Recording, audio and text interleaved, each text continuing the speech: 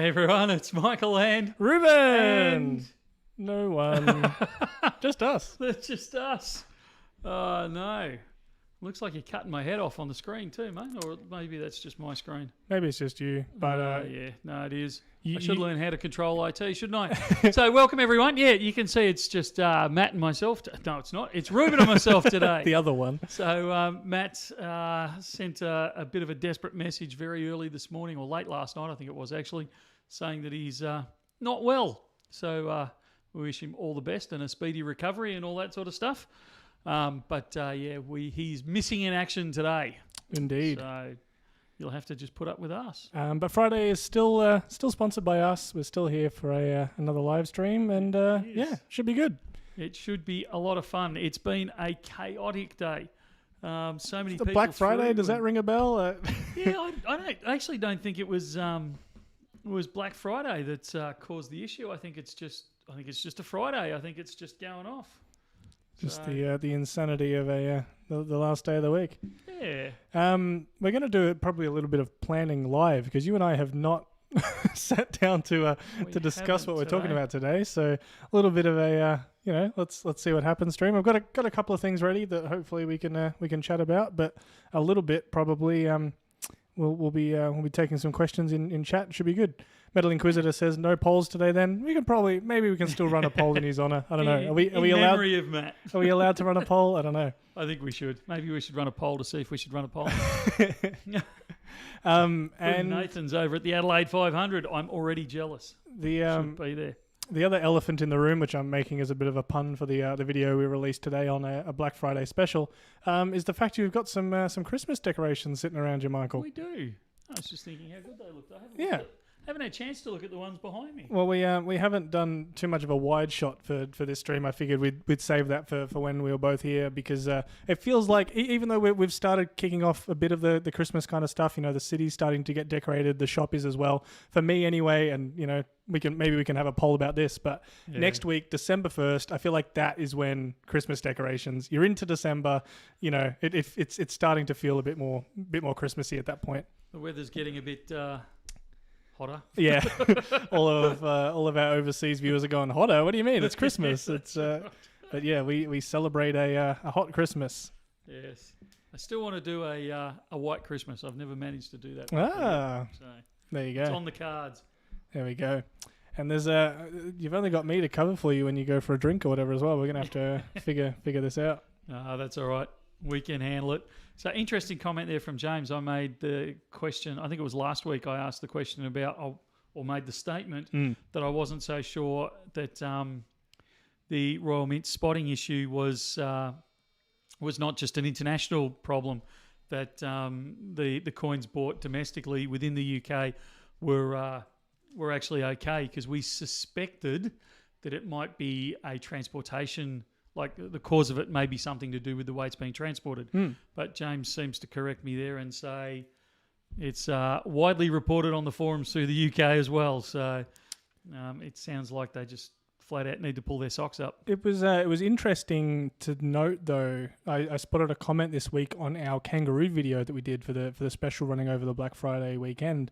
Yep. Someone from the US made a comment. I believe it was the US that basically said, I knew it. You guys in Australia were holding on to all the non-milk spotted ones, and apparently it's quite a thing over in the US, or at least for them to have milk spotted coins. So I still lend some credence to the transport thing.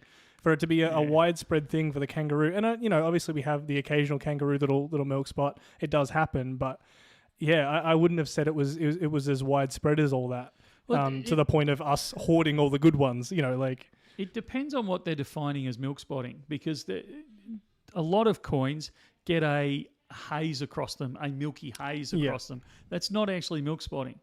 The milk spotting is actual genuine, spots of white.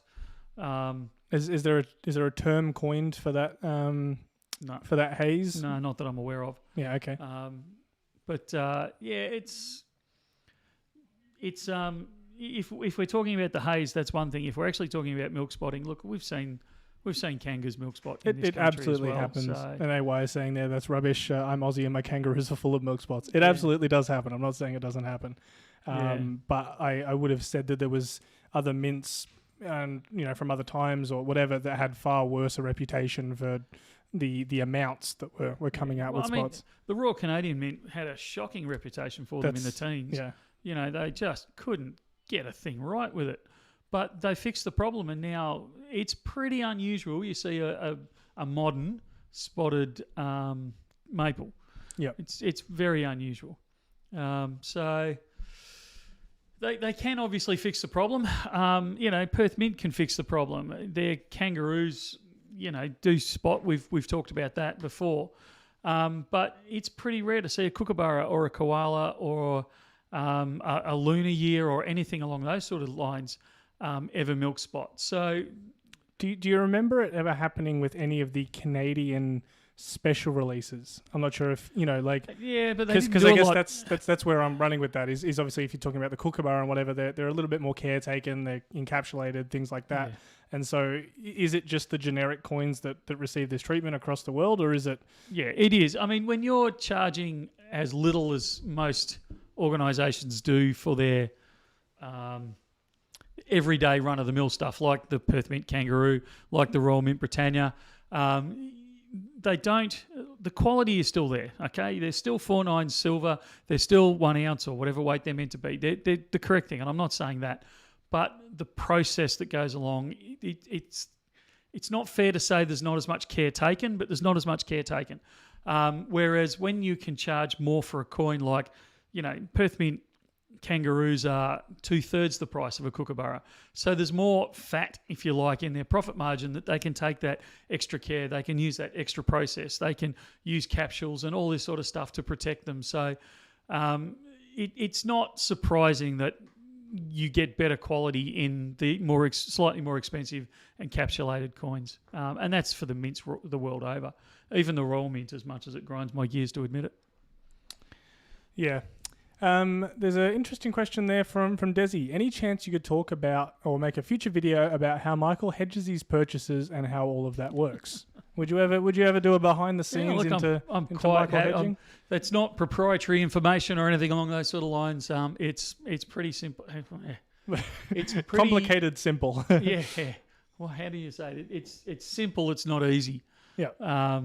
Yeah, and it's not just me that does it anymore. It's got to a point where we actually have a number of us that pore over the numbers and make sure that we're actually doing the right thing, because we have to get it right. If we get it wrong, it can be, well, I mean, ultimately it could be company ending, I suppose. But yeah, it's very important that we get it right day in, day out, that one. So quite happy to do a behind the scenes on that. I think it would be good for people to be aware of how bullion dealers do that, and also just to make sure that their bullion dealer is doing that. You can never have too much education on these sorts of things. Michael Carroll says, why is Middle Eastern gold bullion extremely rare? They sell genuine gold /silver bullion at international airports in Dubai. However, it rarely appears anywhere outside of that region. I'm going to answer that one first, or at least what I think, and then I'm interested to know your thoughts. I think that is because we don't typically see a lot of the standard bullion from a lot of countries around the world. The normal bars and things like that, unless there's a particular reason why someone would be transporting them internationally, tend to stay fairly local. It's only when you start looking at the coins and, particular collections and things like that someone might look at a video or something online and go, hey, I really want that. I'm going to pay that extra money to get it sent in. We do see the odd bar from around the world, just a standard bar, but even the staple bars from somewhere like the UK or the US or, anywhere around the world, we still get in and go, whoa, that's cool. We haven't seen one of those very often. And yeah, I tend to think that's what it is. Do you have any other thoughts on it? No, look, I tend to agree. Most of the Middle East, I'm massively generalising here, okay, but most of the Middle Eastern production is designed for internal use. Yeah. Most of the, this always lights a fire up on the live chat. Most of Perth Mint production is designed for international consumption. And most of the Western mints around the world would say we're producing for international consumption. Most of ours goes overseas.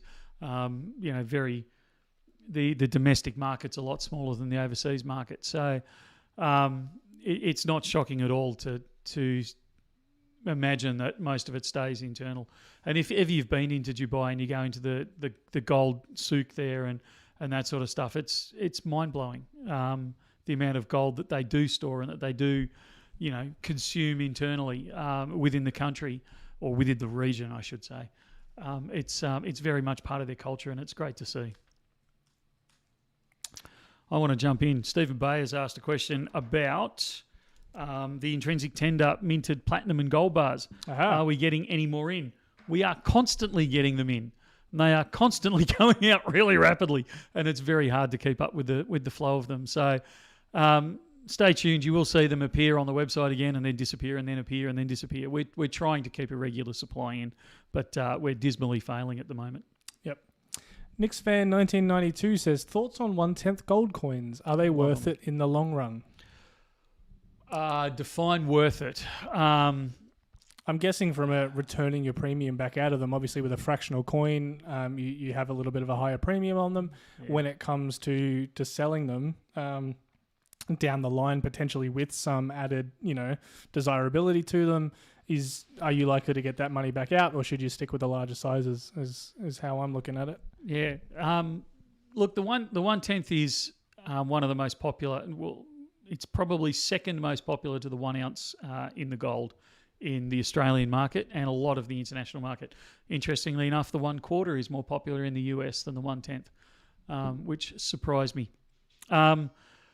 If your intent is to sell it back to Bullion Now or a bullion company like us, the 1/10 is probably not the way I'd go. You're probably not going to get your premium back on it. However, if you're looking for a popular investment, if you're looking for a cheaper size that's easily, exchanged into something else, it's good as a gift, those types of things, you can't go past the 1/10, and it is always incredibly saleable into the secondary market. So if you go onto one of the forums or anything along those sort of lines, everyone's got that, few $100s for the 1/10. When you start talking a 1/4 ounce, you're getting up near, 800 to 1,000 Australian dollars. When you start talking about, half ounces or any of those larger sizes, people don't have that sort of money lying around. A 1/10, it's just over 3 grams. You're talking that 350 at the moment-ish sort of mark, 350, maybe 400. It's not beyond the realms of people's capabilities to buy one. And they don't mind buying them in the secondary market, unlike, 10-ounce bars or 10-ounce coins or kilo coins in gold and that sort of stuff, where people are a bit nervous about dealing in the secondary market. They want to go through a third-party intermediary to provide verification of those sort of size coins. So it's a good, handy one to have, but just recognise you're paying a higher premium for it. And it's that one stage harder to extract that extra premium out. There's a couple of people asking about deliveries that they have sent in to us. There's one that I'm thinking of that I think I have received, but we yet to sort out the paperwork for just because of the insanity of today. And Mark Twain said, my postage was sent off yesterday through a courier. I'm wondering if there is a chance it will attempt delivery on the weekend, or will it sit in storage till Monday? Sit in storage till Monday, mate. No one likes to work on weekends, particularly courier drivers. Nick's Fan has got a follow-up there saying, let's say you hold long-term. Look, it almost doesn't matter what you're holding. If you're holding it long-term, you'll do it. This is not financial advice. You will do okay. I love the 1/10. I've got quite a collection of 1/10s because they are so easily exchangeable. They're so easily tradable. I think they're fantastic. Well, outside of the Luna size, it's pretty much the smallest, size available. I mean, you can go, that's it, to the 1/20th in the Luna, but just for the Kangaroo or something, it's as small as Perth goes. So it's typically the most fractional we see. Yeah, I've never really understood why Perth's persisted with the 1/20th.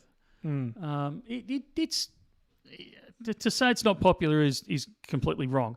It is popular, but yeah, I'm surprised they've maintained the 1/20th. I would have thought that was one to wind back.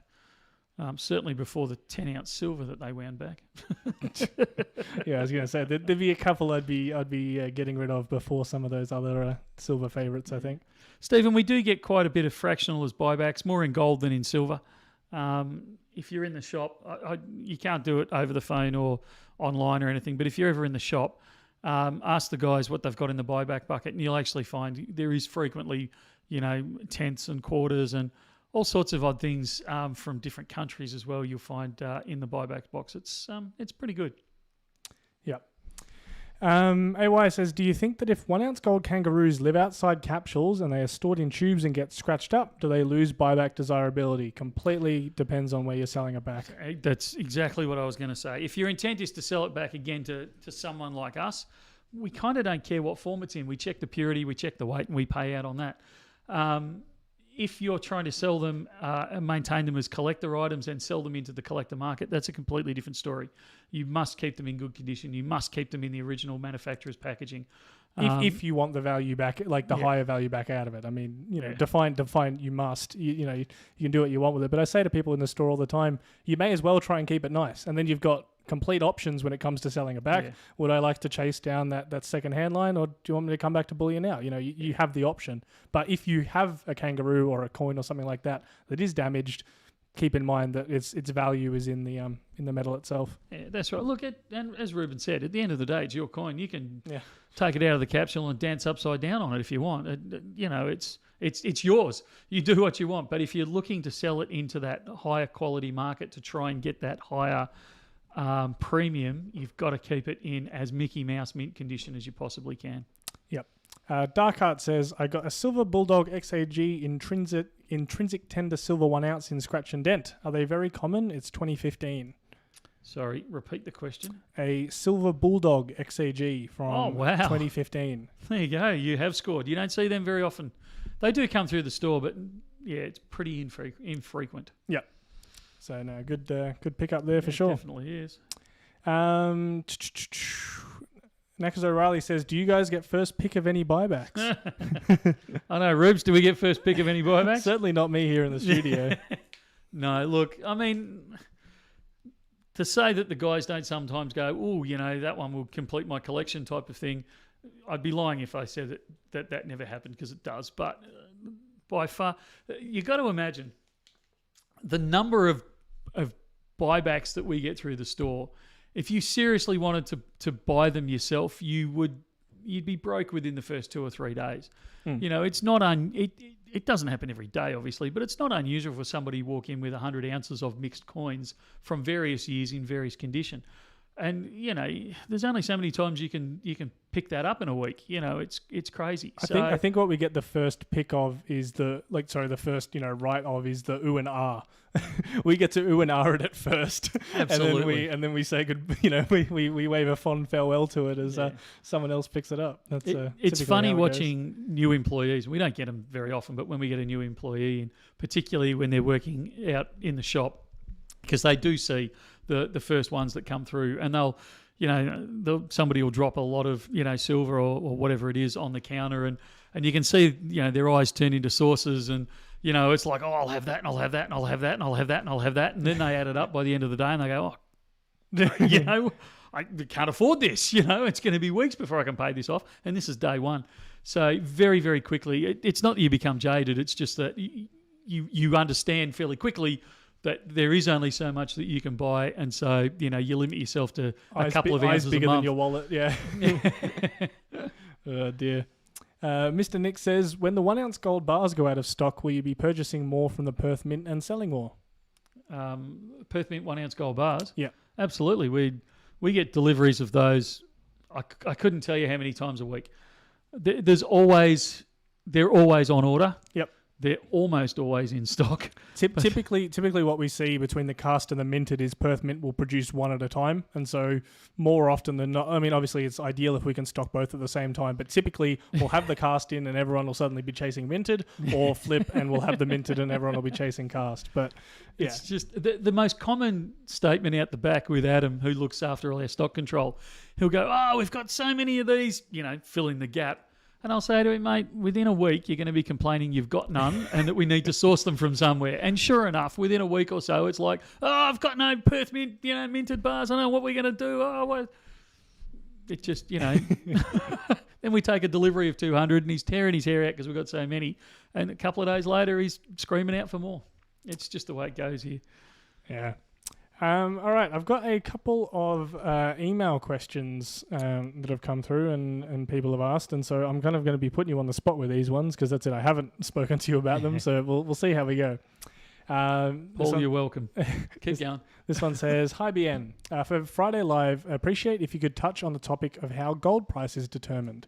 Is it purely supply and demand, or currency fluctuation, or geopolitics? Ultimately, can the US Treasury arbitrarily determine and set a price for gold, given that gold is priced in USD? Does the same apply for other precious metals such as silver? Would appreciate your perspective and knowledge. Yeah, there's like about 400 questions you Well, just asked me I figured I'd go through You want to break it down? I figured I'd go through the entire thing, and then we can break it down. So, how is the gold price determined? Is it purely supply and demand, currency fluctuations, or geopolitics? Yes. Yeah, I was expecting that. Look, a bit of all.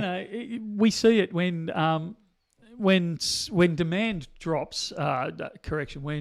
When demand drops over that Christmas period. So between Christmas and New Year, slightly into New Year, where a lot of the traders in the Northern Hemisphere particularly are on holiday in that break, there's very little demand and not a huge amount of supply. So we see it very easily manipulated at that time. And I quite often watch it just out of entertainment because you'll see almost every year you see a fairly large movement either upwards or downwards because a very small order can make quite a bit of movement in that case. So it amplifies the effect of these things, whereas normally, a decent order would have no impact on the price because the gold market particularly is just so deep. But it's interesting to watch times. And you can see the lead up into the wedding season in India. You'll see the demand increases and you'll see the price of gold increases. We've done many a video on the impact of the Australian dollar or your local currency to USD, where that massively impacts the price of gold in your local terms. It wasn't that long ago. It was a few years ago now, but it wasn't that long ago that the Australian dollar was on par with the US dollar. It was 1-to-1-ish. You imagine if that was tomorrow, we've gone from, what are we at the moment, about 64, 65 cents Australian to the USD, I think. USD to the Australian dollar. We're at 30, what are we, just under or just over 3,000? You think I'd know, I've been staring at it all day. An ounce, if we suddenly went to parity, all of a sudden gold would be worth about $2,000 Australian overnight. So the currency movement has a lot of impact in a local sense on the price of gold. And then there was a third one in there. Geopolitics. Yeah, geopolitics. I mean, you just have to look at, the instability when someone thinks they're going to go to war or, they think Trump might be elected or, COVID's hanging around or any of those types of things. Very quickly you see gold prices start fluctuating based on geopolitics. The next bit was, can the US Treasury arbitrarily determine and set a price for gold given that gold is priced in USD? If they control the currency, do they in turn control the gold price? The short answer is no. The longer answer is, governments have proven time and again, particularly over the last 5 years, that they can do whatever they want. Yeah. So if they tried hard enough, absolutely they could. But would they do it? Could they get away with it? I would suspect not. Yeah. I don't believe they would be allowed to do it in any form. And does everything we just talked about there for gold apply to other precious metals such as silver? Yeah, not so much though. Silver, I always like comparing the three main precious metals, so gold and silver and platinum. Gold is almost entirely an investment metal. It does have uses, but we don't use it up. And even its uses, it's probably only 1 or 2 or 3% of the world's supply is used in industry and in those types of things. So it's almost exclusively an investment metal. Silver it's 1/3 investment metal, 2/3 industrial metal. So you've kind of got a foot in both camps, which means it reacts differently. So instead of politics being the environment, the political environment or the world's current emotional environment running it directly like it does with gold, it has that industry overlay. So if industry is booming along, you'll find the demand for silver is still quite high. And so the politics don't play, I'm not saying they don't play any, but they don't play as much a part in the pricing of silver. Platinum is the third metal, and it's almost entirely an industrial metal. It is becoming more popular as an investment grade metal, but we're still talking probably less than 5%. So it's entirely reliant on the mood of industry at the time and what industry's trying to do and fulfill at that time. So you kind of, between those three metals, you've got the emotions of the whole world, both the investment world, the investment in industrial world in silver, and purely the industrial world in platinum.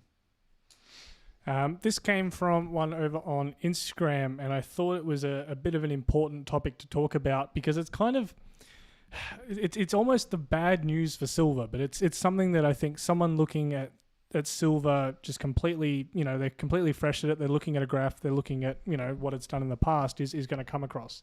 And they say silver historically hit 44.54 AUD in 1980, but today is $36 Australian in 2023. They say in the long run, silver tends to outperform gold, but at the moment we can buy a kangaroo for nearly $44. Could the silver price really go beyond that substantial in the next coming decade? It's been 40 years and it's still the same. Even if silver hit 44, we would be breaking even if we sold it at spot. P.S. I'll still be stacking. Man, I am not going to be popular with this one.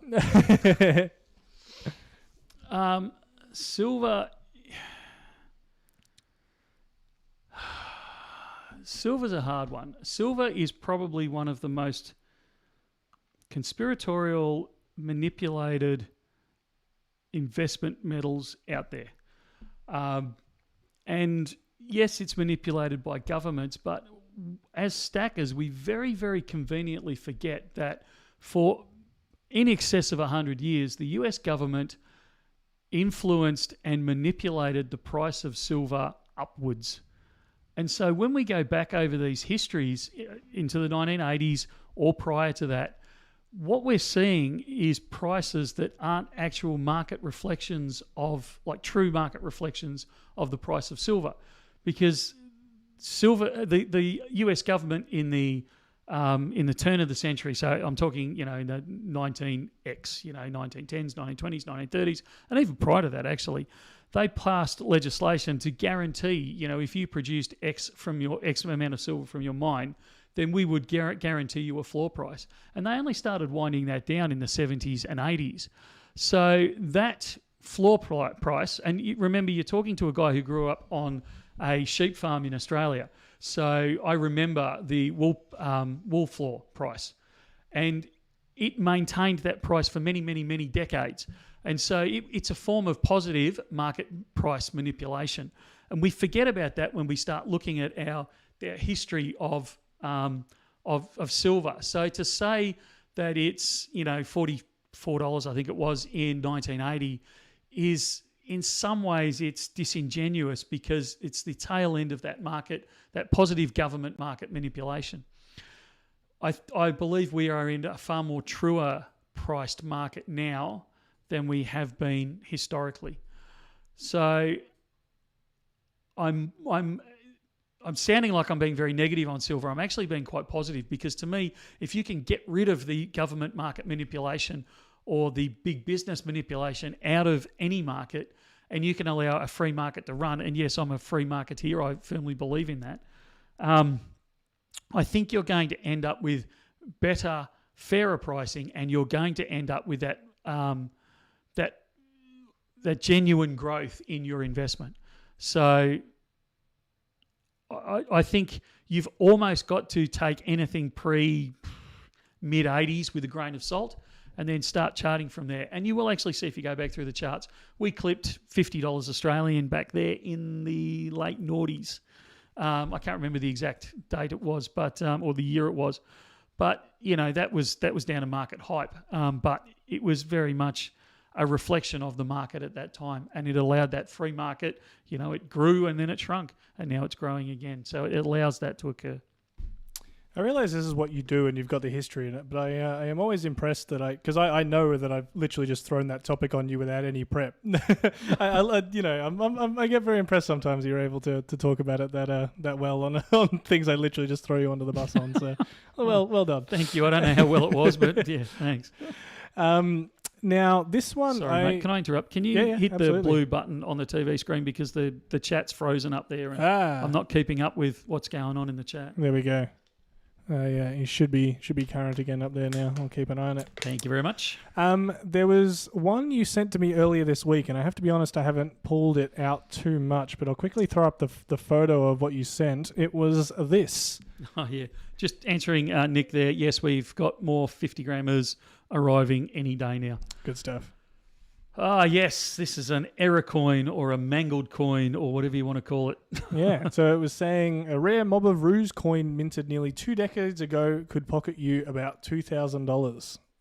That was what the article you sent me was saying. Any just wanted to look at that from a what was your take on it? I guess. Yeah, I really wish Matt was here for this one. That's when I sent it through to you. I was going to have a discussion with Matt because the misshapen coin or the misstrikes or the error coins in numismatics are a real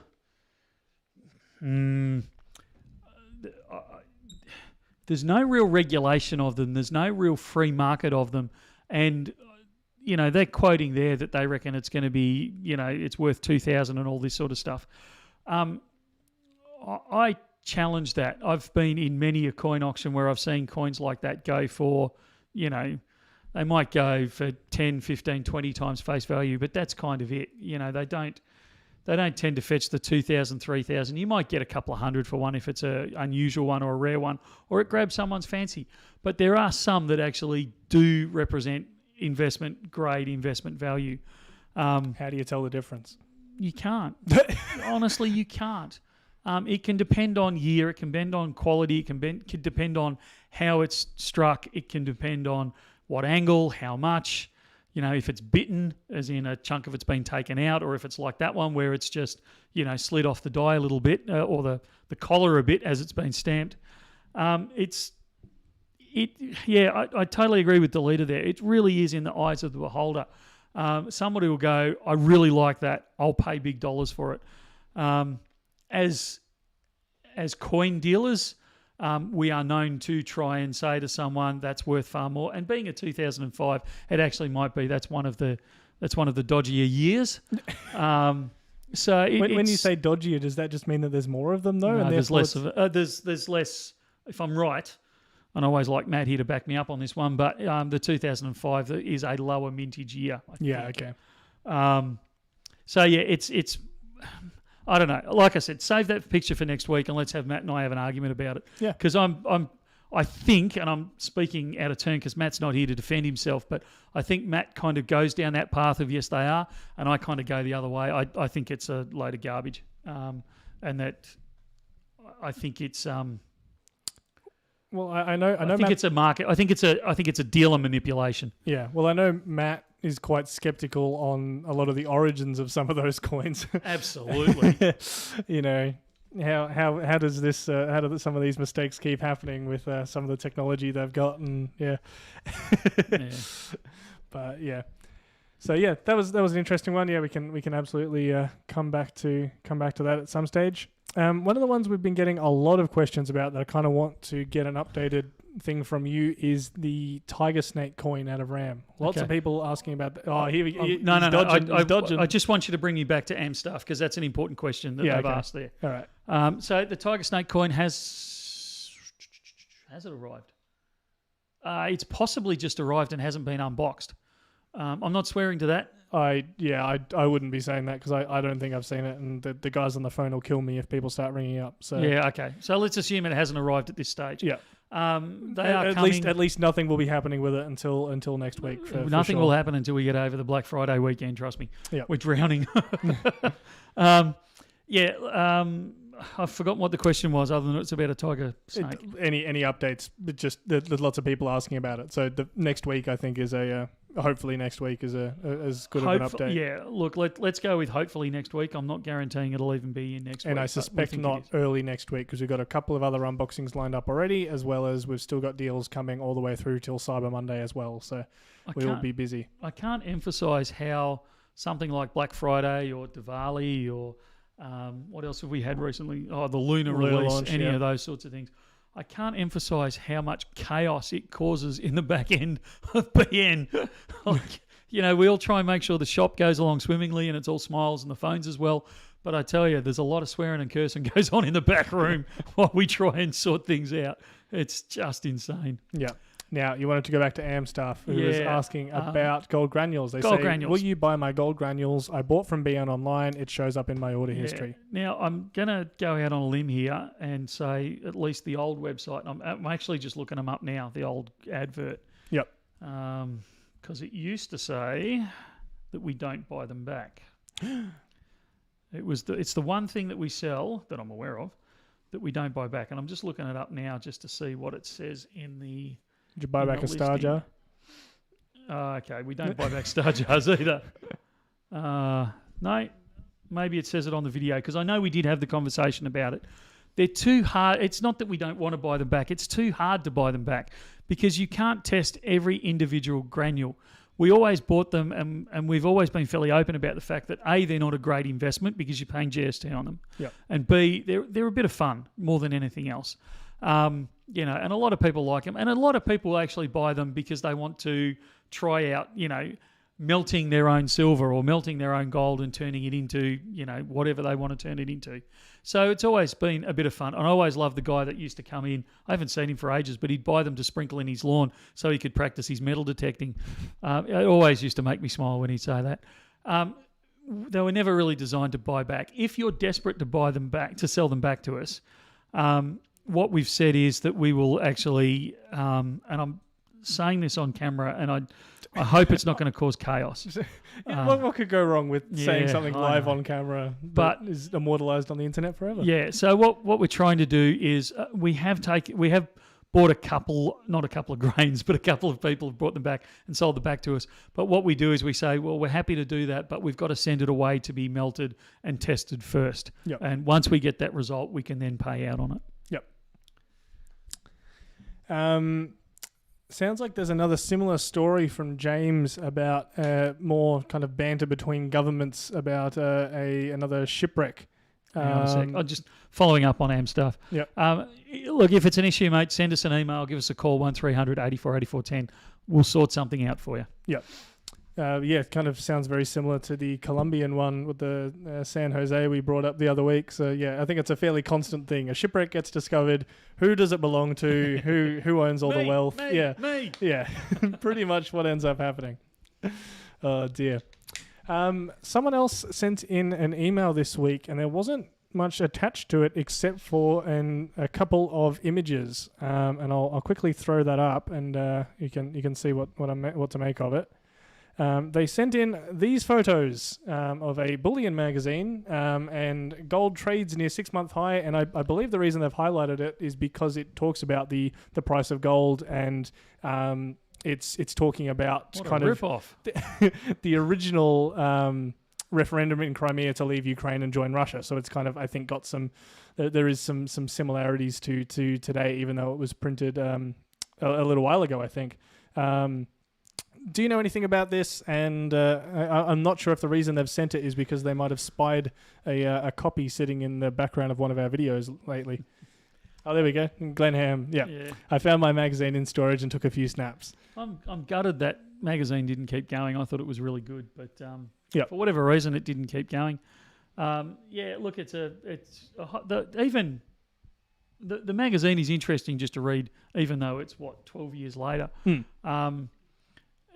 It's a classic example of what we were talking about before with geopolitical influences on the price of gold. The Crimea was leaving Ukraine, and we weren't sure what that was going to do for Russia or the West, how they were going to react to it. So, it drove the price of gold up. And I frequently say, and this is not financial advice, but I do frequently say this in the shop, as humans, when we panic, we run to gold. We don't run to silver. We don't run to to artworks. We don't run to jewelry. We don't run to, pick a gap. Well, we probably run to alcohol, but that's a different issue altogether.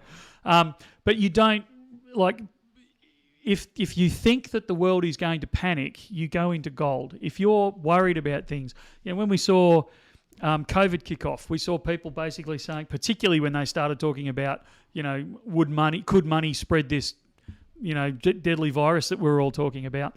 There was this mad panic, but there was a number of people that were coming into the shop or contacting us at that point, and they were saying, "Look, I don't care about the price of it. I just want to take my money and I want to put it into gold because I know that no matter what happens, however this shakes out, I know that my gold is going to be worth what it is today. It's going, I'm still going to be able to purchase the same stuff, whether we go through hyperinflation or a massive depression or any of those types of things. I just want to keep it secure, and I'm taking gold as insurance because when we panic, we run to gold.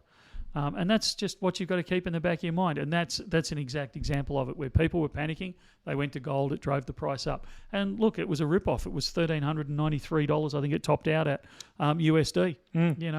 Terrible. I'd never pay that for gold. No, all good, Glenn. I just hadn't confirmed with you that I could mention exactly who had sent that in, so I didn't want to start dobbing in names if people weren't comfortable. That's all. Yeah. Speaking of running to gold, I'm not sure if you were aware of this one, Michael, but I'm quickly going to play a clip to catch everyone up. I'll let the clip speak for itself. If I've got the right clip. Hang on, give me 2 seconds.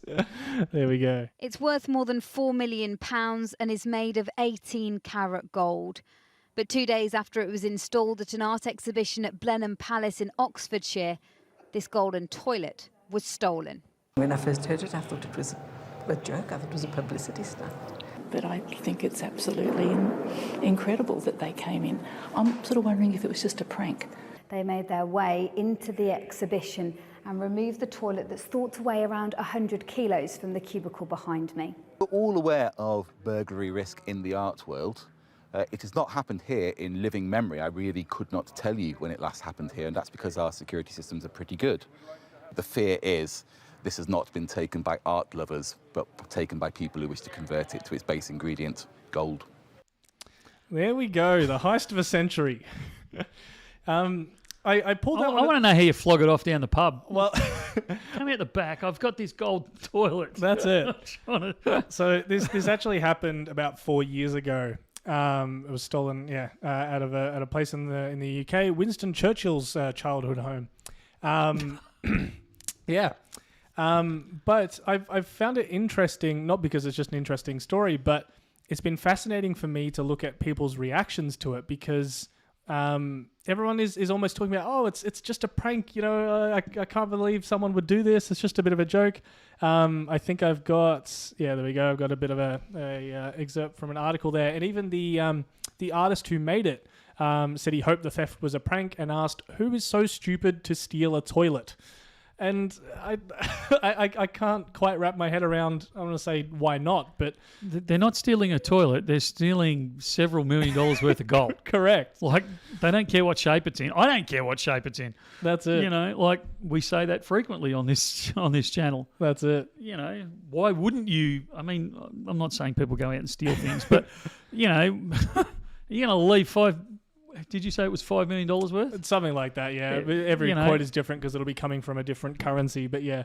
It's gold. You melt it down, you turn it into a bar. Who cares what it was? You would never know what it was beforehand, whether it was a toilet seat or a tooth. Yeah. But they also just didn't seem to care too much about the security of it. The guy that was in charge of the area said, firstly, it's plumbed in, and secondly, a potential thief will have no idea who last used the toilet or what they ate. So no, I don't plan to be guarding it.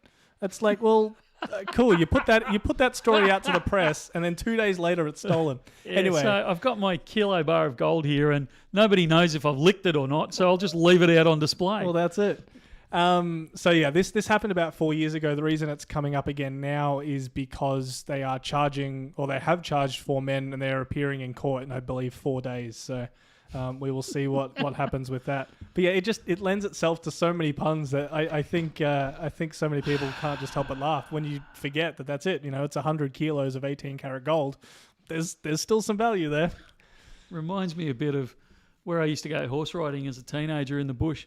There was a grumpy old guy who used to get sick of people knocking off his apples, so he stuck up a sign that said, every other apple has been poisoned. That's one way of doing it. Oh, dear. So, yeah, thank you very much to the person that sent that story through to us on the emails. That was an interesting one to read up about, for sure. Words escape me. Yeah, well. Let me see if there's any other questions in chat. I do have a couple of other topics. Oh, here's one. T says, will you be getting the 1/4 ounce gold Tudor Beast unicorns in? People have been asking about the silver ones, which we've said we've now ordered and should be coming through soon. But yeah, are we getting the quarters? I actually don't know. I want to say no, but somewhere in the back of my mind is a conversation of where I actually agreed to get some. But I think at this stage it's a no. We've got a bit of a conclusion to an epic tale. Our dispatch guys will be very thrilled. Peter Grace Me Guide says, "G'day from Pinaroo. Got the business cards Monday. Thanks." The business cards have arrived. There was I saw a couple of messages come back from them and saying, "Yeah, we sent the business cards out. They should be on their way." So, yeah, glad that they have arrived. Yeah, good fun. The amount of terrible puns that are coming through about that story. What's the second most popular gold coin, Rubes? I'm gonna say they've specified Australia there. I'm It doesn't tempted. say it has to be an Australian coin. It just says in Australia. I'm going to say something along the lines of the Luna series, because the kangaroo is kind of available all year round. It's sold, I'd say far more widely than the Luna, but then when the Luna comes out, it sells quite quickly and is very popular. So I think it depends on if you're talking quantity sold or speed, all that kind of stuff. But yeah, I think I'm putting kangaroo at number 1 and then the Luna as second place. Yeah, it wouldn't surprise me, because what we don't actually talk about, what we don't admit to, is that the Luna is actually I think it is the highest mintage gold coins that Perth Mint produces in limited numbers, if that makes sense. So the kangaroo is unlimited, but the other things that they release, so the swan, the emu, the super pit, the dragon, they're all limited to 5,000. And the Dragon's limited to 8,888. I think some of the bigger ones are limited to about 10,000. But the Luna is actually limited to 30,000. And I think it's the largest issue out there.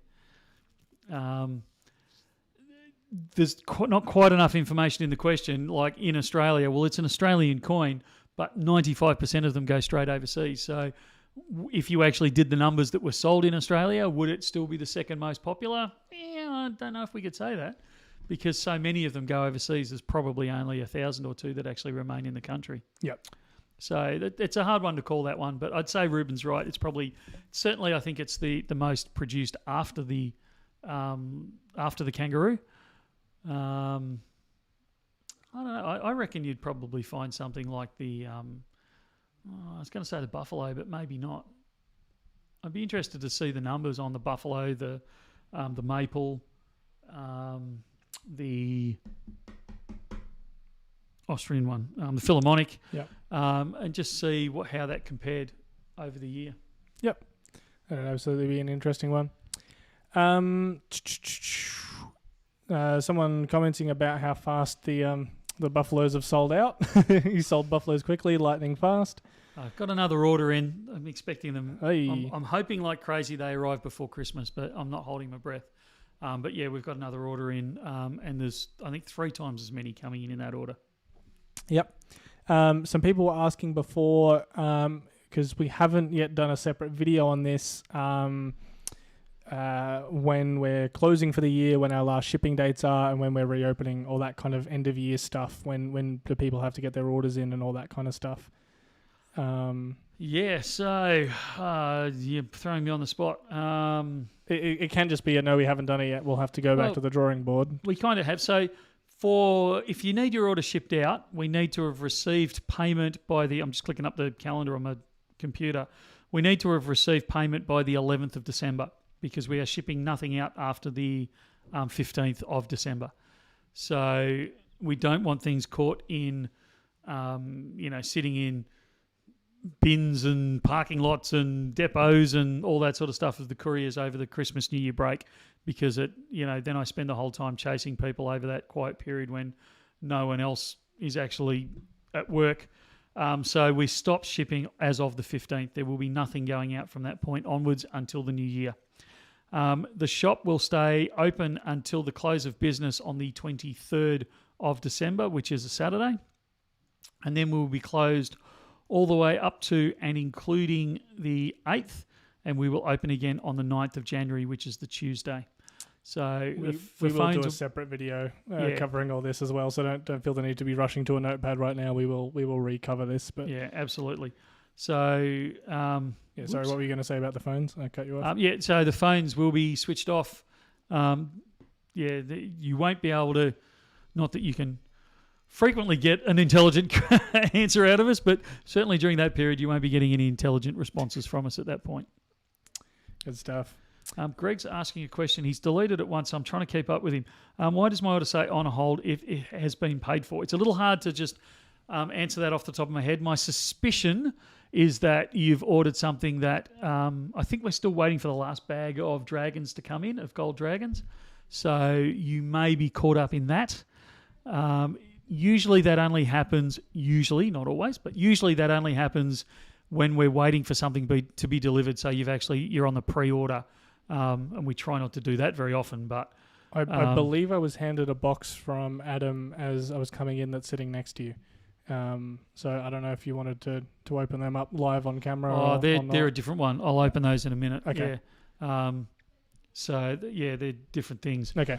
So that's what I'm guessing it is. There is a very faint possibility that the system hasn't, it's been processed in our back end, but their back end system hasn't communicated properly with your account on the website, and the message hasn't got through, so it has been processed. But if you send the guys an email, so sales@bullionnow.com.au, just give us the invoice number and we'll be able to tell you pretty quickly if it's been caught up in that pre-order or if it's just a hiccup or if it's something completely different that I don't know about yet.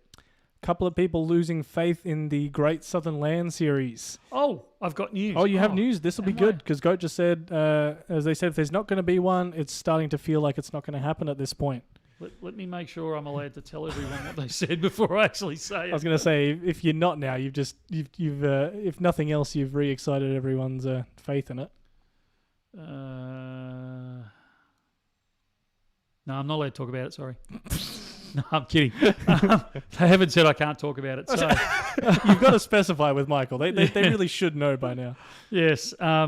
So they got back to us about 5 minutes after we finished the last live stream. If you remember the last live stream, I spent the first half of it typing messages to people trying to sort things out. Yes, I remember that. So they got our contact over at the Perth Mint got back to us and said they are not doing a Great Southern Land coin this year. They have had issues with the effigy.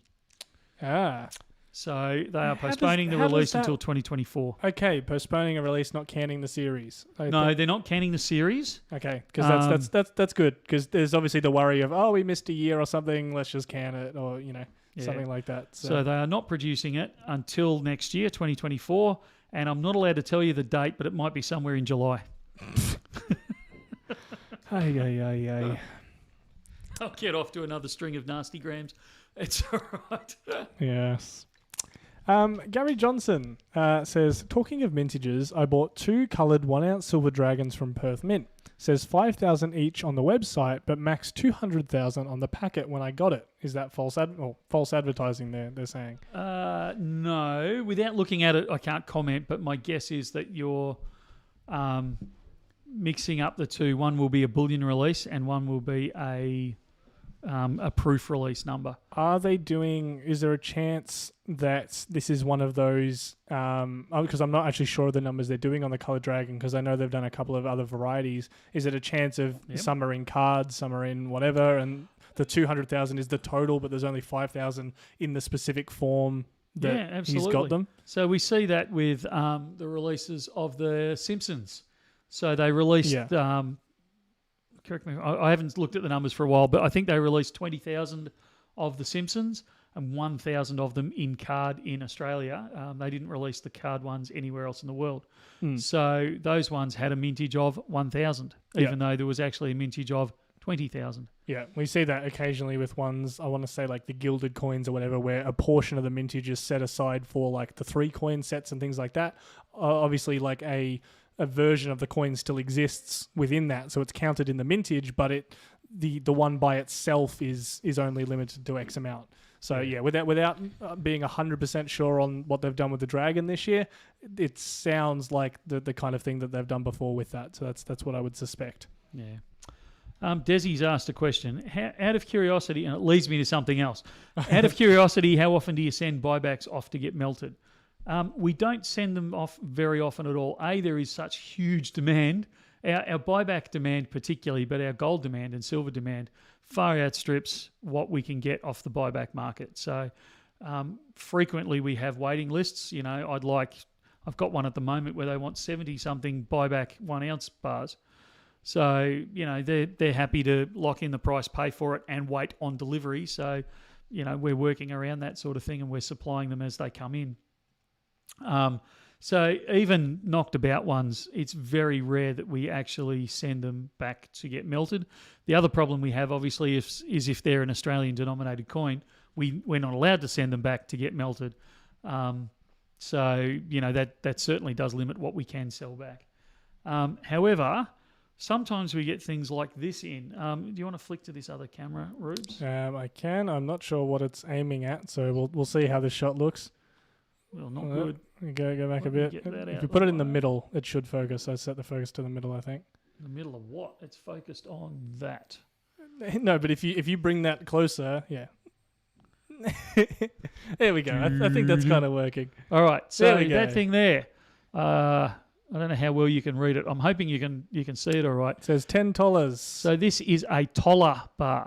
So it's not denominated in grams or kilograms or ounces. It's denominated in dollars. Yep. Now, before I talked about this, I meant to get the calculator out to do the conversion.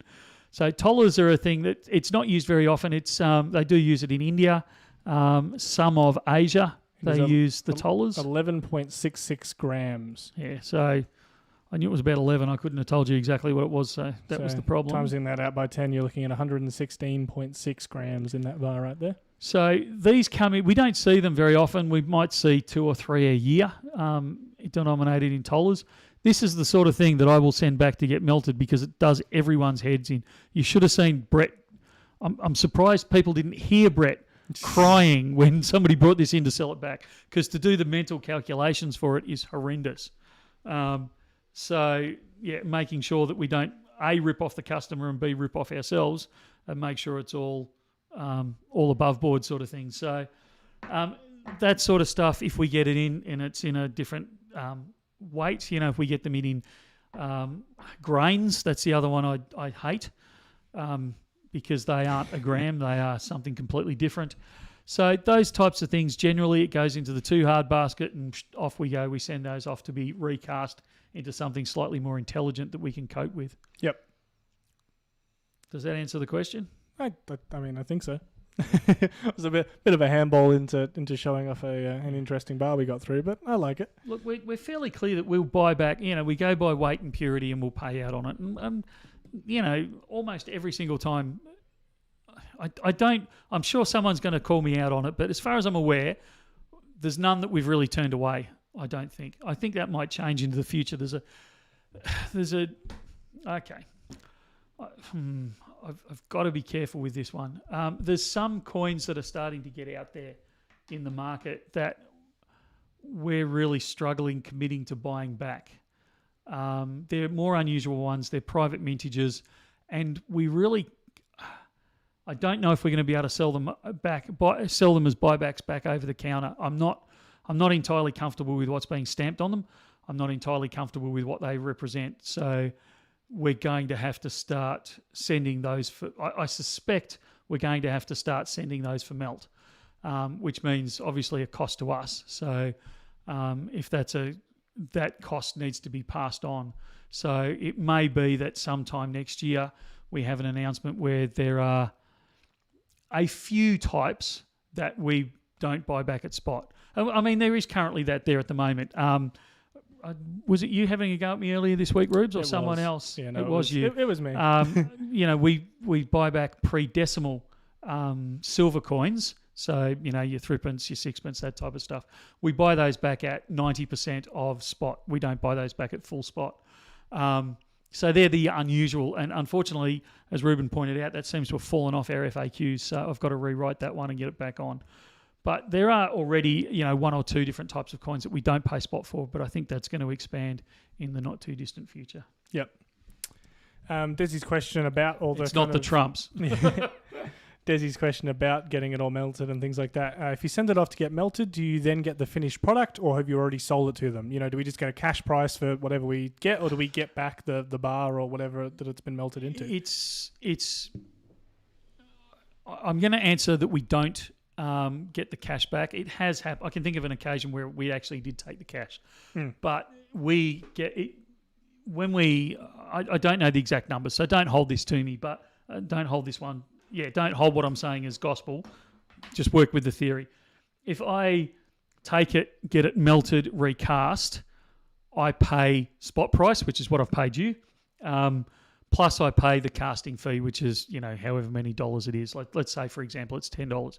So I walk away with a 1 ounce cast bar, locally produced, for $10 over spot. That's all hunky-dory. If I sell that coin bar, whatever it is, back to the refinery, I'm only going to get a percentage of spot back. And they also, not only do they only give you a percentage of spot for it, they also charge you, or they charge you I can't think of the term, but effectively a purifying and testing fee as well. So you actually lose twice on it if you sell it back and actually take the funds out. So we're far better off just getting it recast into whatever metal we want it to be cast into. Or whatever, not whatever metal, whatever size, shape we want it cast into. No, definitely interesting. David says, "Hi guys, do you buy back gold dinar?" Dinars. Yeah. Mate, we'll buy back everything. He Not says really. after just after just saying we don't. Yeah. Yeah. Look, if it's pure gold, silver, platinum, we'll buy it back as a rule. There are very, very few exceptions. Like I said, I'm starting to get caught out a little bit on this one, so we're going to have to review it. But at this stage, I can't think of any major exceptions in gold. Yep. Mark Fleming says, "I'm sorry if you've already answered this, but when might you be getting platinum liberties in again?" I don't think we have answered it, and I actually don't know the answer to that question. Yeah. I haven't got any on order at the moment. Particularly international orders. Like I said, there is a couple in the system that we're waiting to be filled and received, but effectively we are stopping all ordering of overseas products, particularly into Asia, because of the Christmas break. Everyone shuts down.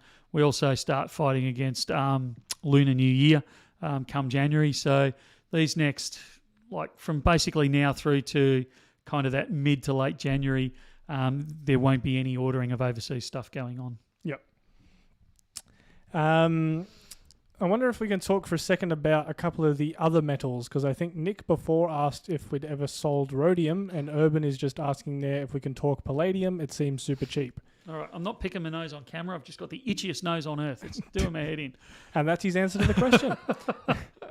All right, sorry, the other metals. Here we go. Palladium and rhodium. Yes, we have sold rhodium, but we've still got a little bit of rhodium in. There we go. But yeah, kind of, I'd say few and far between. Yeah, and palladium we do sell, although we don't sell a lot of it. So is it cheap at the moment? Is it a good buy? Should someone pick up some palladium? No non-financial advice, of course. Completely non-financial advice. I would say they are both on the cheaper end of their scale at the moment. Yep. They are very, very, very much industrial metals. So industry is struggling at the moment. Everyone's worried about recessions. Some of us believe we're in a recession. Some of us believe that we are about to enter a recession, and some people have their head in the sand. It's those two metals in Australia are difficult to justify buying because they incur GST. They are the only precious metals that incur GST. So gold, silver, platinum are non-GSTable items in investment grade form. Palladium and rhodium are. So purely from an investment perspective, it has to move 10% just for you to take into account the GST you've had to pay on it. The other problem is, and I don't know if you can flick it up quickly, Rubes, but can you get Kitco up? I can take a screenshot probably if you give me 2 seconds. So the other major problem is what we call the spread. So there's a third major problem that I have to come back to with rhodium as well. So remind me that I've got a third one. But the spread on palladium and rhodium is quite large. Now, what I mean by the spread, how are you going there, Rubes? Okay, so, mate, you're a genius. Certifiable. So you can see there the first one is gold there. So the spread is the difference between the bid and the ask. So when you're buying metal off a bullion dealer, we will always work on the higher price. So you will pay the higher one there, so the ask price. When you sell back to a bullion dealer, we always work on the bid price, which is the lower of the two. So you want to try and keep that difference between the two because you're receiving the raw end of the deal in both cases. What you're trying to do is keeping that spread to a minimum. So you can see there with gold, the spread is about $1.50-ish. So it's $3,037.81 on the buyback and $3,039.33 on the on when we sell it to you. That's what we're basing it on. So it's a very tight spread there. You're not going to lose much. It's $1.50. Very little movement's required to cover that. And you can see there between the low and the high. And today's a fairly calm day. There's only $10 difference between the low and the high. You can see that $1.50's been well and truly covered many times today. Silver's got a similar tight spread. You're looking at 36.12 an ounce on one side to 36.28. So what's that? A 16-cent difference in the spread. Again, it's a relatively minor spread. It's no big deal. When we step down to platinum, you can start to see the spread opening up. So you've got there the ask price. So the higher price is $14.10. The lower price, the bid price, what you get when you sell it back to us is $13.95. So it's already a $15 spread, which is 1% of what we're looking at there. So it's really starting to the spread is starting to open up, but it is tolerable. Then we look at palladium and particularly rhodium. You can see the spread really starts to get out there. So your spread on palladium is $60. Your spread on rhodium is $1,200. So what that means is if you've got an ounce of rhodium, even if we take out the manufacturing cost just for a moment, which is unrealistic because you're going to pay manufacturing cost on it, but just for the sake of the argument, let's say there's no manufacturing cost. You've paid $7,395 for it plus GST, so you've paid another $740 on top of that. Your sell price back to us is $6,175. So it's now got to go, what did I say? So 70, let's call it 7,400 plus another 74, so it's 81. So you're already talking 8,200. I need a calculator, I can't do this maths. So let's just keep really round numbers and call it 6,200. So it's a 1,900 spread, 6,200. It's got to already move 30%. The rhodium price has to move up 30% just for you to break even.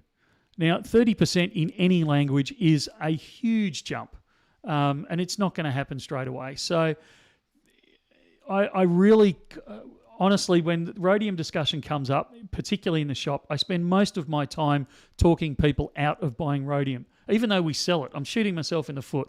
But the last thing I want is for you to go away and then try and come back and sell it to us 6 months later because there's been a 10, 15, 20% movement in spot price and we actually offer you less than what you paid for it in the first place. So you've got to understand it's quite that large movement. Also, rhodium, and I said there's another problem with rhodium. Rhodium really moves into a very, very niche market. And we are one of 2 or 3 dealers in Australia that deal in rhodium. There's not many of us.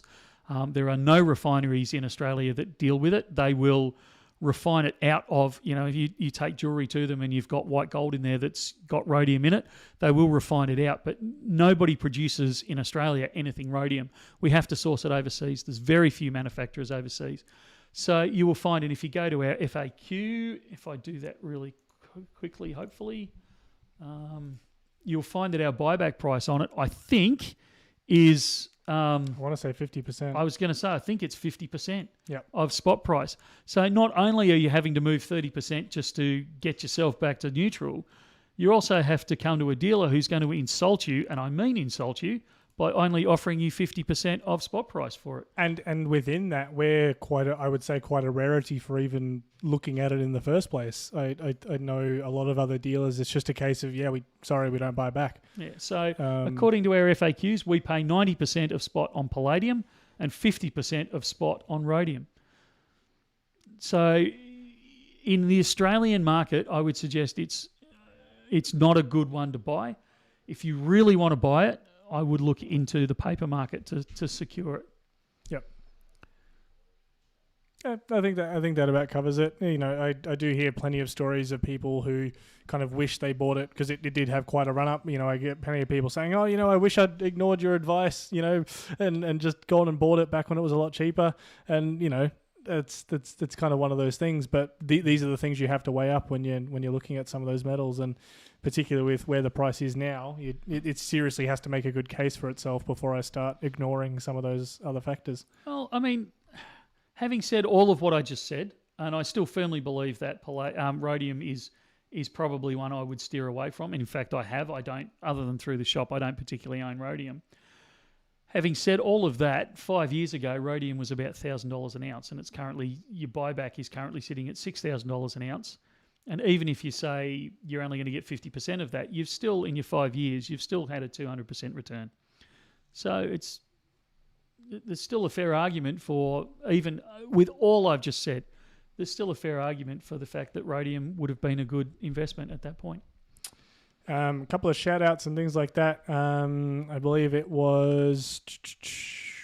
Who was it? Knackers O'Reilly before, I think, gave a bit of a shout out to Oscar in shop before for some good customer service. Matt Stacks says, just want to say thanks to Kate and whoever else handled my orders recently. Placed a lot of separate orders when I should have combined them. And I was told before to give a special birthday message to Miller from one of the BN family. I feel a bit like a radio show doing I'd stuff like start that. singing, but, we'd drop off fairly quickly on subscribers if I did. That's it. Desi's got a good question there. Yeah. I actually really like this question. Question for both of you. Are you optimistic or concerned about the economy going ahead, and how do you see that affecting gold prices? Do you want to go first, Rubes? I mean, I can. I feel like my answer is a bit of a nothing answer, though, and it's kind of that... Back during COVID and things like that, that was kind of how I phrased when people were asking me what I think is going to happen to the price. I'd say, well, look, take a look at, the news happening now. Do you think things are going to be improving from here, or do you think they're going to keep, keep going downhill? And, people would kind of think about it for a second and then make their own conclusions. I kind of feel like we keep having these, these black swan events that keep causing these problems. And so I think we are slowly moving towards the collapse of something, that the need for a shift, whether that's to digital or to something like that. I feel like the economy is bracing for something like that. I just don't know exactly when. I get sick of people putting up specific dates on these kind of things because I've seen so many of them blow by, even in the relatively short amount of time that I've been into bullion. So I think for me, it comes down to, I'm starting to see a lot of the warning signs, the red flags, but we're not there yet. But I'm still going to be stacking silver and gold as my preventative measure for that. And so my answer is, I am a little bit concerned about the economy moving forward, but I'm not panic buying because of that. I'm just, hey, this is what I think is the best counter for it. And yeah, that's my only, 4 years or so of experience now into it. Mine talking. What's your much broader experience? So. From my 50 years experience, dwarfing mine a little bit. I would honestly, I love this question because the answer is so simple. I don't care. because I hold gold, I can look back over 5,000 years and say, yeah, sure, there's been a few hiccups in that time. It goes up, comes down a bit, goes up, comes down a bit, goes up, comes down a bit. I don't care about the economy. If the economy collapses, I'm okay because I've got gold as an insurance policy. I've got investments in gold. If tomorrow we wake up and it's all sunshine and roses, I don't care because I've got other investments. My job is secure. Our business is secure. Our, life is secure because it's all sunshine and roses. And I don't need to worry about my insurance policy, but I know it's there just in case. But even though it's all sunshine and roses, it's still growing. It has done for the last 5,000 years. There's nothing to tell me that it won't grow for the next 5,000 years. So I love the fact that gold, and Matt talks about this semi-occasionally, I love the fact that gold means I don't have to care. It's like knowing that you've got a really, really, really, really good car insurance. It means that I can drive down the road, and if I have an accident, it's not that I don't care that I've had an accident, but obviously it impacts. But I know that financially I'm okay because it's covered by the insurance. But I know that I can go out and still enjoy the drive. And if I don't have a car accident, I'm still going to have a really good day. So it's that. That's one of the main reasons I love precious metals, because it does give you that sense of it doesn't really, I'm okay. Things are going to be okay no matter what. And that's what it's there for. I'm not the guy that says put everything into gold, because I don't believe that. I believe in having a spread of other things. But I absolutely believe in having a cornerstone investment in gold there as security. Yep. I think very well said. One of the other things someone sent through to us is a Hobo coin. I'm not sure if you know much about them, Hobo nickels, things like that. But I believe it is the idea of essentially turning a coin, and it was the US nickels that were the most popular because they didn't have a very high face value or actual value to them, and kind of manipulating them and essentially damaging the legal tender. So I'm not advocating for this, and then turning them into pieces of art. And I think I've got a video up of the kind of thing they were talking about. People can still hear us. I'll just talk over it for a little bit. But yeah, they've got one there, and you take a little sword out within the coin, and insert it up the top there, and a little bit moves within the coin. And you kind of get some artwork and things going on with it.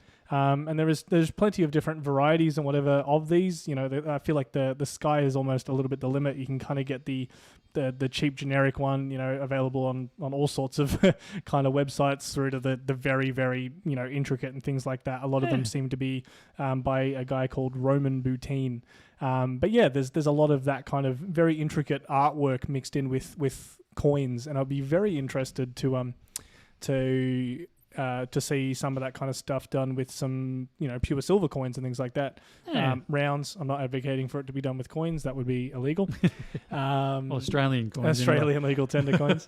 But yeah, it would be cool to see something like, let's use a Britannia then for an example, the waves crashing around her or moving in some description, because, using some mechanisms and things like that on some of the, very famous bullion coins, I think would be very, very cool. Yeah. So yeah, thank you for sending that through. I thought that was an interesting concept. Stephen Bayer, technically a little bit of a throwback to last week's stream when we were talking about the destruction of legal tender coins. Technically illegal, yeah. BDK's made a comment there. The Optus blackout has hopefully put a dent in the acceleration of going completely digital. You know what? Unfortunately, and this is my depressive side coming out, I think within... We've gotten to that stage at the Friday. I think within 6 months, the world... the population, whatever you want to call it, will have completely forgotten about it, and they'll be ready to move on, and they'll be quite happily accepting digital or, whatever currency we're moving towards that's not cash. I think in my more depressing moments, I think we're on an inevitable destination of being effectively cashless. And I know I've said publicly before, and I'm still sticking by it, that I don't think we'll ever be completely cashless, because I don't. But I think we will be as good as. Pete's the one that sent through that Hobo coin. Thank you very much for that. Very cool. Yeah, I tend to be a little bit the same. If I put my cynical hat on for a second, I think there'll be a lot of people that will move away from that provider specifically. They'll say, "Nah, you've let me down. I'm going to move elsewhere." But I think, and obviously there will be some people that'll go, "Hey, maybe I do need to consider other options and things like that." But I think a lot of people will just go, "Hey, I'll find a different provider. I'll find something else to do the exact same thing," and not actually take a look at it as just how weak the system can actually be. Yeah. Look, I agree. I saw it. It's completely different, but I saw it play out ages ago where one of the I'm trying to be careful here. One of the pie makers, a very famous pie maker, had I think it was salmonella, but had some form of food poisoning go through their pies that they were selling through supermarkets. Yep. And everyone freaked out, and the share price plummeted down to almost zero, and they were worried they were going to go broke, and no one was buying their pies anymore, and it was the end of the world. And 6 months later, it was like, oh, what happened? Yeah. Everyone was really eating their pie. pies again, and it was as though it had never even occurred. And I've seen it time and again. So I just, like I said, in my more depressive moments, that's where I think we're ending up. Yeah. I can understand that. We should do our 10 questions. I in 10 was seconds. just about to suggest the same. We are getting We haven't towards done the unboxing yet, though. Get your 10 questions. What are we doing? What are we calling it? The Mad Minute or something? Get your questions ready. Don't put them up say that. yet. There'll be so many. I was going to say there'll be so many if they start sending them through that we won't be ready. So because I'm going to do a bit of a disappointing unboxing. That's always fun. Excuse me a moment while I find a knife. I was going to say, I don't think I got you a knife because I wasn't totally sure this was happening until right before. And in fact, I'm still not even 100% sure what's in here. So, look, it's not the coin that's disappointing or unboxing that we're unboxing. It's actually the words I'm going to say afterwards that are going to disappoint people. If that makes sense. Man, you think this is the first time I do it? I can't even work out how to open the flipping thing. I'm also not sure how we're going to go actually highlighting whatever's in there because I haven't got a mobile camera up at the moment. You've got that camera next to me. Yeah, if you're able to hold it close to that. Yeah, we'll be right. Worst things have happened at sea, mate. Whilst you're doing that, I am going to slightly disappoint a couple of people. We haven't got anything planned for a special for this stream. However, give me a break. It's Black Friday. We've got specials all weekend. That's what I was going to follow it up with. Keep an eye over the weekend. We are not stopping. We have things lined up for Saturday, Sunday, and Monday. And I think there's going to be. I think I already saw a comment of, "I already blew all my money on the dragon. Come on, what are you guys doing?" So I'm sure by the time we reach Monday, we'll have we'll tapped a few people out. All right, so... Am I firing up that other camera for you? Yeah, we'll see if we can get it in focus so you can see what it is. So, it's these things. Now... Yep. Still out of focus. Like I said, I think I set it to the middle. There we go. So, it's the 1 ounce gold dragon. Now, we have some back in stock. Now, that's the good news. They are back in stock. The bad news is... I quite like that image, that little Christmas image there. So I'm happy with the framing of that. Does look pretty good, doesn't it? Great agrees, yeah. So the bad news with this is that we actually source these off the secondary market. So you're going to see them appear next week onto our website. They are in stock, and yes, I am still filling that last bag. We're still waiting for one bag from Perth Mint. These have been sourced off the secondary market. We did pay well over... what we should have for them because we had quite a bit of demand from people saying, look, we appreciate the fact that they're going to be more expensive, but we'd really like you to get them in. So we have actually done what our customers have asked, and we've actually sourced some, to my great reluctance, off the secondary market. But you are going to see them hit the website at a higher price than the release retail price. Yeah. And I know I stood on my soapbox before release and said, don't chase them up, don't chase them higher, wait until till it all stabilizes, and you're going to find some bullion dealers are going to charge, higher prices and all that sort of stuff. And we're not. I'm eating my words a little bit because we are going to in this case because, like I said, customers have asked us to source them. So we are going to make them available. But please be aware, and we're being open and transparent about this. These are not ones, and there is a sticker on the side. You can almost see it in the framing of it. There's a sticker on the side that shows where we got them from.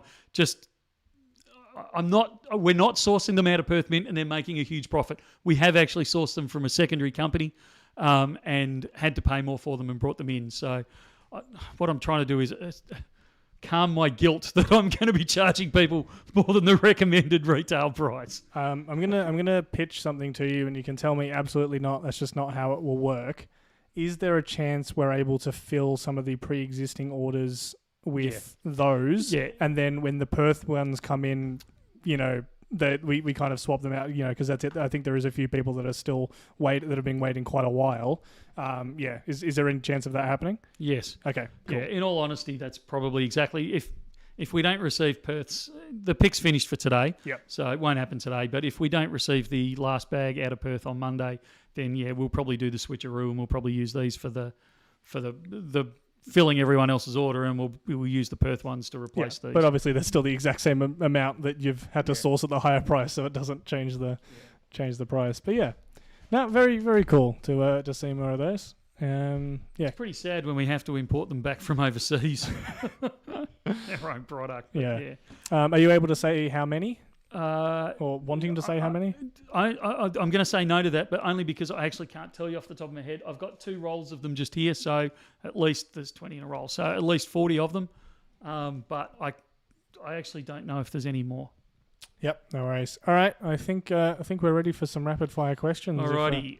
So go for it. Throw them at us, and I'll try and answer them before I think too carefully. Desi's first one. This wasn't actually part of the rapid fire, but I'll start with it. Are the Dragons more popular than the other previous years? Yes, initially. Ask me that question in 3 or 4 months, and I'll give you a more accurate answer. Were you happy with the 100-ounce bar auction results, and will there be more? I'm happy that. I almost don't care what price the auctions go for, just as long as people are getting interesting products at prices that they're willing to pay for them. There'll be more auctions coming up. Gold or silver? Gold for me. Metal analyzer machine. Far out. Will Wanston is more of a statement. Can't view past auctions on mobile. I'm not sure you can view past auctions on the website. That's been an issue on and off for a little while. There you go. Have you extracted any honey this year yet? Only a very small amount. Yep. How often does pre-decimal silver come in? Is there ever enough to put a listing up on the website? We do. It comes in fits and starts. We see none for ages, and then we'll get a whole stack. We're falling behind, Michael. Yes, it will appear back on the website in the not too distant future. Are you the office Santa? Yeah, unfortunately, I still fit in the Santa suit. Angus or Hereford? Angus cows. Angus bulls, Hereford cows. When do deliveries finish before Christmas? Our last shipment outwards is on the 15th. Inwards, we'll take deliveries right up until the last day. We got any 10-ounce Royal Arms in the pipeline? I believe so. Why did the chicken cross the road? Beats me. Meat pie or hot dog? Neither. Antique Dragon? Haven't heard. Do we know when the 2-ounce gold Tiger mintage numbers are going to come out of Perth? Should be after Christmas. January, any that we're excited to see, I think they hold off deliberately. Yeah. Gold or platinum? Both. ETA on the 2024 Perth Mint Dragon bars, the rectangular ones. July, August. Brian says, what are you sending for Christmas this year? What am I sending where? I don't know. Sorting on the website. We're working on it. Black or white? No preference. Seymour Unicorn 2-ounce silver estimated. Guessing 2 weeks. We getting any Royal Mint Royal bars? Possibly in the new year. Would you fly a spacecraft if given the chance? What's gold going to be next year? In US dollars, I believe it's going to be higher, that 22 to 20. It wouldn't shock me to see it around the 2200 mark. Does Matt ever wear shorts to work? No. 80 ounces of silver or 1 ounce of gold? 1 ounce of gold, but you're tempting me. Silver or platinum? Platinum.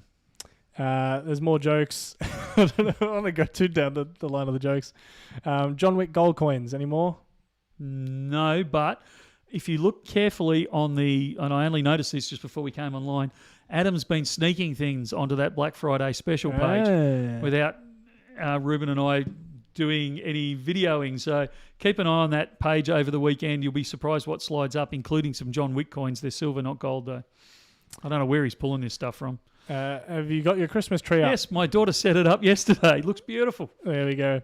I think I'm going to start winding down the questions. I think we need to draw it to a close there. I might run a couple more though, just Brett's getting across the customers. Brett fascinates. I'm going to finish on this one. Brett fascinates me with his selling style. For those that haven't met Brett, you'll just have to imagine it.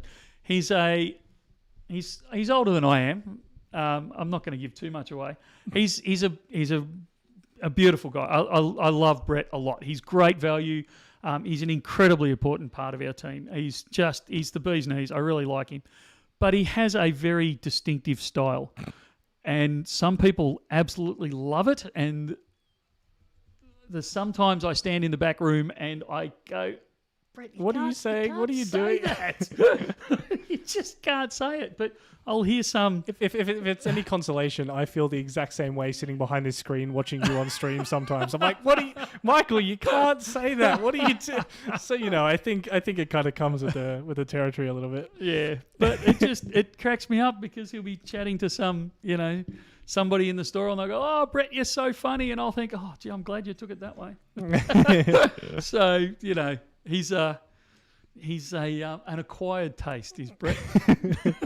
But he's great value. Next week, we need to start wrapping up. So next week, we have the release of the 1/2 ounce, the 2 ounce, and the 10 ounce gold dragon. They've been ordered. I'm hoping like crazy we actually have them on hand, but they will be available to buy as of Monday morning. We'll have them, give us till Monday lunchtime. We're recovering from Black Friday. It will...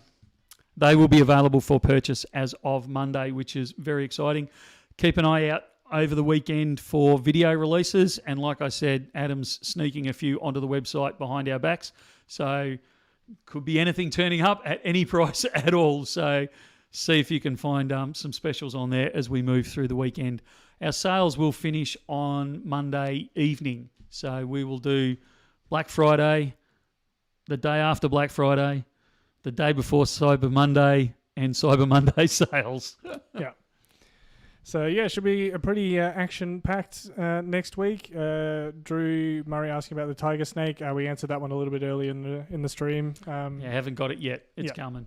But should be a very very busy week next week. I will probably go a little bit more all out for the Christmas. Hopefully Matt will be back with us. We'll be 1st of December. It's 1st of December next Friday. Yep. Far out. I'm still trying to work out where February went. That's it. Thank you very much for watching, everyone. Keep an eye out for the videos, and I think that's it. We will see you next week. We will see you all over the weekend as well. Have fun. All right. See ya. See ya.